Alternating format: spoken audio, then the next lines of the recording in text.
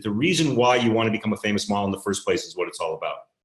So if you want to do this and you want to become a famous model or an influencer or an actor or anything in the world of the entertainment industry, and you want to do these things for very selfish reasons, I got a funny feeling you may pull it off. Yeah, straight up.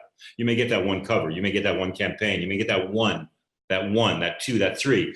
But then, in a year from now, that when you're back at Starbucks, working at Starbucks, you're going to be pissed off, straight up. Because if you want something for your own selfish reasons, you'll pull that off sometimes, but it won't last.